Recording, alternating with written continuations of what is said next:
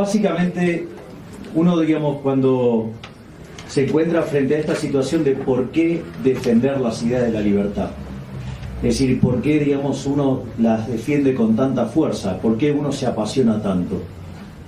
Yo, digamos, que he sido liberal desde chiquito, al menos desde que tengo uso de razón, y que decidí ser economista a los 11 años. La realidad es que a mí el capitalismo, lo primero por lo cual me apasionó, digamos, el capitalismo tiene que ver con la productividad. Es decir, la capacidad de generar producción, la capacidad de incrementar la riqueza. Es decir, en eso, digo, claramente nadie le puede ganar.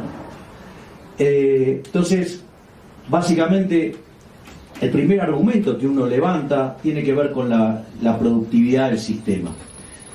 Digamos, como la diferencia es tan abismal respecto al sistema alternativo, es decir, el socialismo en sus distintas versiones, entonces el socialismo suele cuestionar al capitalismo desde la justicia. Digamos, nos acusan de que es un sistema injusto. Y una de las cosas que uno le pasa cuando se pone a estudiar estos temas, descubre que el capitalismo además es el único sistema que es justo. Y como si todo esto fuera poco, además somos superiores estéticamente. Es decir, el Guggenheim, ¿sí?, se inventó de nuestro lado. Las Torres Gemelas estaban de nuestro lado. Es decir, todo el mundo maravilloso y más lindo es nuestro. ¿Cómo son los edificios del otro lado de la cortina de hierro? Son cuadrados, grises, oscuros, sin ventanas, son inmundos. Es decir, nosotros inventamos la bikini y la minifalda. Entonces digo, ¿de qué nos vienen a hablar? ¿O acaso alguien vio lo que era el Lada de los comunistas y lo que es el Lada actual? Es decir, digamos, entonces, bueno, y ni que hablar de lo que era la performance de esos autos. Entonces, digo como ejemplos triviales, pero digamos que están al alcance de la mano.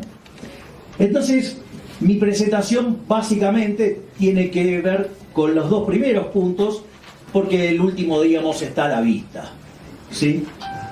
Pero, entonces el primer punto tiene que ver con la productividad. Por ejemplo, cuando uno analiza la situación de aquellos países que son más libres, crecen a una tasa del 3,6% per cápita, mientras que aquellos países que son reprimidos crecen al 1,5%. Es decir, crecen menos que la mitad. ¿Y eso en qué se manifiesta? Se manifiesta que en aquellos países que son más libres, su PBI per cápita es 8 veces más grande que el de los países reprimidos. Es decir, bullshit con eso de la torta. Digo, porque nosotros hacemos tortas más grandes. O sea, nuestras tortas son verdaderamente más grandes. O sea, digo, ese es el primer punto. Digo, porque, digamos, ellos creen que la torta existe y que existe ahí y que hay que repartirla. No, es decir, hay un sistema de incentivo, hay un proceso de cubrimiento por el cual se genera esa torta. Y que cuando ustedes empiezan a meter la mano, la torta se achica. Y vaya que se achica. Pero además, también vale la pena mencionar que en los países, digamos, que son más libres, el segmento más vulnerable, medido por el decil 10, es 11 veces más rico que lo es en el decil 10 de los países reprimidos. Y hasta ahí uno podría decir, bueno, ok, es una cuestión solamente de relativos, algo que a los economistas nos encanta, ¿no? Digamos, nosotros vivimos mirando las cuestiones relativas. Hay un chiste que dice que se encuentran dos microeconomistas y uno le dice al otro, che, ¿cómo está tu mujer? Y este le dice, ¿comparada con qué? Bueno, esto es lo mismo. Es decir, ahora, lo interesante no es que además el segmento más vulnerable es 11 veces más rico en el país libre que en el país reprimido, sino que además este segmento más vulnerable es el doble de rico que el ciudadano promedio del país reprimido. Entonces, y esto es un dato muy importante, ¿por qué? Porque la distribución del ingreso en todas partes del mundo sigue un patrón que se llama log normal o chi cuadrado, según la formulación matemática que quieran hacer, pero básicamente significa que la moda, es decir, el valor que más se repite en la serie, está debajo de la media. O sea, todos están muy acostumbrados a ver una normal donde la media coincide, ¿sí?, con la moda, y entonces tiene, digamos, una forma de campana. No, acá, digamos, es que tiene una joroba hacia la no derecha, debajo del promedio. Y el 75% de las personas están debajo de ese promedio. ¿Qué quiere decir? Que cuando ustedes toman un país libre, toman el decil más pobre, es el doble de rico que el 75% de la población, y muchísimo más también, porque eso es contra el ciudadano promedio. Y bueno, pero entonces después vienen, no, bueno, pero acá el tema de la pobreza. A ver, el tema de la pobreza. En los países reprimidos, la pobreza moderada es del 48%, casi la mitad de la población. En los países libres, solo el 2%. ¿Dónde está el negocio? ¿De quién es el negocio? Deberíamos preguntarle a los chairos estos que están acá cerca, ¿no? Digamos, pero digo, a ver, muchachos. Ah, no, bueno, esto a mí me pasó en un debate televisivo. No, Cuba es formidable. Digo, ahora son todos igualmente pobres. Es decir, digo, una locura. Es decir, son personas tan resentidas, tan mediocres, que odian la libertad porque no pueden soportar el brillo de otros. Por eso, sobre la parte final voy a ir sobre los valores del capitalismo. Digamos, y de qué lado uno se quiere poner. Es decir, tienen 25 veces más de pobres. Son máquinas de producir pobres. Cuando llegó el capitalismo, el estado natural del ser humano era la pobreza. El 95% de la población vivía con menos de $1 diario. Hoy, 200 años después, o poco más de capitalismo, sí, el producto per cápita se multiplicó por más de 10 veces. Y no solo eso, la población se multiplicó por 7 y la cantidad de pobres extremos bajó a menos del 5%. Vamos, muchachos, los resultados son contundentes. De hecho, tuvieron una experiencia nefasta. Sí, se llamó la Unión Soviética. Hubo un muro, el muro de la vergüenza, un muro que se cayó y aplastó a los zurdos. Dato, aplastó a los zurdos, aplastó a los chairos, aplastó a los rojos. Y digo, a ver, y después no, pero ellos viven mejor. ¡Bullshit de nuevo! Digamos, en los países más libres, la gente tiene una expectativa de 80 años, cuando los más reprimidos es 64. Basta de mentiras, basta de mentiras. Entonces, básicamente, el punto es, bueno, ¿por qué entonces generamos estos resultados? Bueno, estos resultados básicamente se constituyen a partir de 5 instituciones. La primera institución es la propiedad privada. Y esto también hay que tener en cuenta. Digamos, el capitalismo parte de 3 derechos básicos. El derecho a la vida, el derecho a la libertad y el derecho a la propiedad. Sin libertad no hay propiedad, y sin vida no hay libertad ni propiedad. Entonces, la propiedad privada es una institución que también va muy ligada con otra que tiene que ver con los mercados libres. O sea, cuando nosotros hablamos de mercados libres, ¿sí?, tiene que ver con esto de que cada uno pueda hacer libremente las transacciones, ¿sí? Que uno pueda disponer de su propiedad y transarla. ¿Por qué? Porque si ustedes no son dueños de los bienes que se van a transar, yo no me puedo poner a transar, no sé, la pollera de Gloria, digamos, me puedo llegar a llenar de dinero por el hecho de sacársela, ¿sí? Pero, digamos, o sea, pero no es mía. Entonces, digamos, yo no la voy a estar vendiendo de la manera correcta. O, digamos, me ponga a vender, no sé, la computadora de otro. ¿Y qué precio? Sí, no hay una idea de precio, no tiene sentido.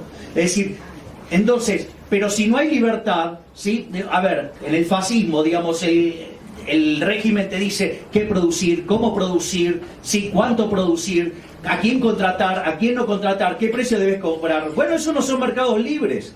Por ende, digamos, eso no nos permite tener precios, es imposible hacer cálculo económico. Y esa es la base por la cual, digamos, se destroza el socialismo y se cae el socialismo. Otra institución que es muy importante tiene que ver con la competencia, pero el criterio de competencia nada tiene que ver con la competencia que uno suele hacer referencia en la economía neoclásica, eso de que hay un montón de competidores. De hecho, en la economía neoclásica es tan ridículo el concepto de competencia perfecta, que no hay competencia. O sea, son todos precios aceptantes. O sea, una ridiculez. El criterio de competencia tiene que ver con la libre entrada y salida, de que ustedes puedan entrar y salir del mercado cuando quieran. Digo, eso tiene que ver con la competencia. Y después vienen otras dos cuestiones muy importantes, que es la división del trabajo y la cooperación social. Digo, los socialistas suelen decir, sí, que en realidad la teoría del derrame es bullshit también. ¿Cómo teoría de derrame? Si hay derrame por los dos lados. ¿Por qué? Porque nadie puede ser exitoso en el capitalismo sin servir al prójimo con bienes de mejor calidad a un mejor precio. Entonces, digamos, y gracias a Dios, como somos todos distintos, ¿sí? Digamos, eso favorece la división del trabajo. Y uno puede odiar a la otra parte, pero su éxito depende de que al otro le vaya bien y que el otro quiera nuestros productos. Entonces, como decía Bastiat, donde entra el comercio no entran las balas.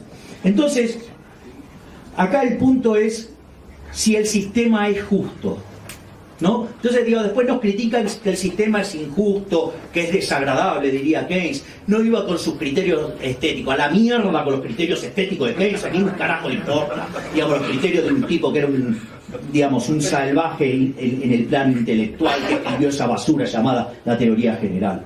Pero, digamos, lo que uno tiene que comprender es cómo se determinan las remuneraciones en el capitalismo.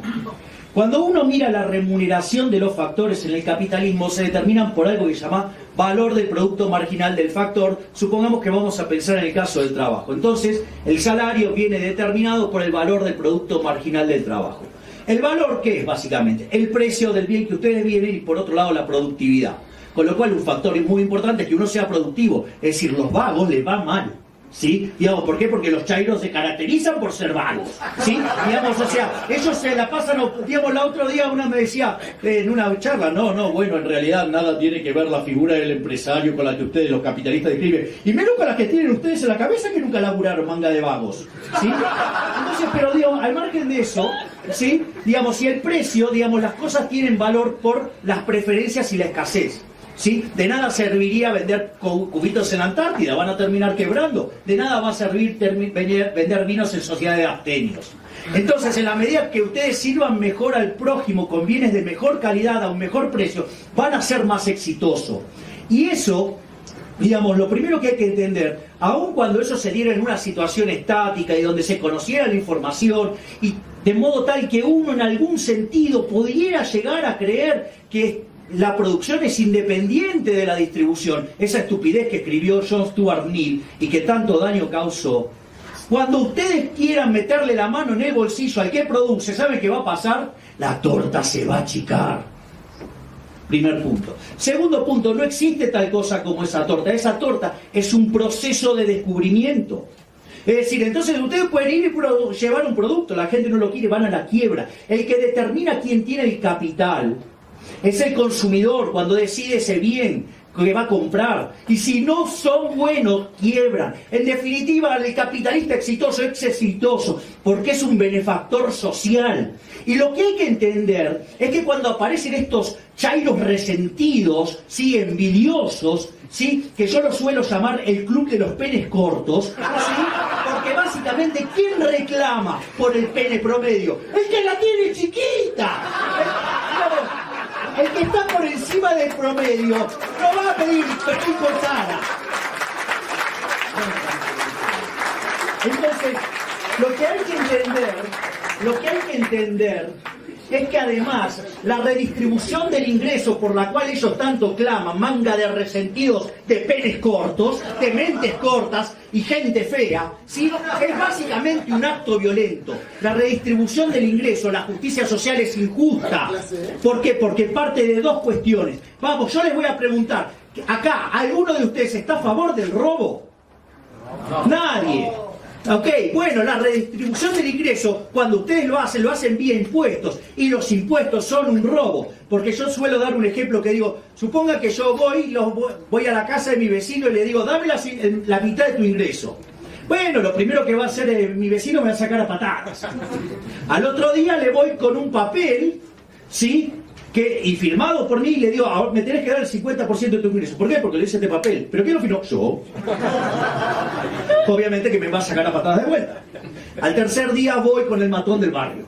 Bueno, ahora sí me lo va a dar. ¿Sí? Ok, ahora sí estoy redistribuyendo el ingreso, pero es un acto violento. Que quede claro que parte de un robo. Es la caridad a punta de pistola. Entonces no es caridad. ¿Sí? Y como si todo esto fuera poco, además, digamos, en su infinita envidia y resentimiento, hablan de los impuestos progresivos. Es decir, cuanto más eficientes son ustedes sirviendo al prójimo y son más exitosos, ellos los quieren castigar más. Es decir, en el fondo estamos frente a una lucha de valores. Los capitalistas que defendemos, el ahorro, meterle garra, laburar, darle duro, buscar satisfacer al prójimo con bienes de mejor calidad, un mejor precio. O sea, somos benefactores sociales y ellos son envidiosos, resentidos, ¿sí? Y además abogan por el robo y la desigualdad ante la ley. Vamos, muchachos, hay que elegir los valores. ¿De qué lado están? Yo, del lado del capitalismo. Muchas gracias. Visita las listas de reproducción. Suscríbete.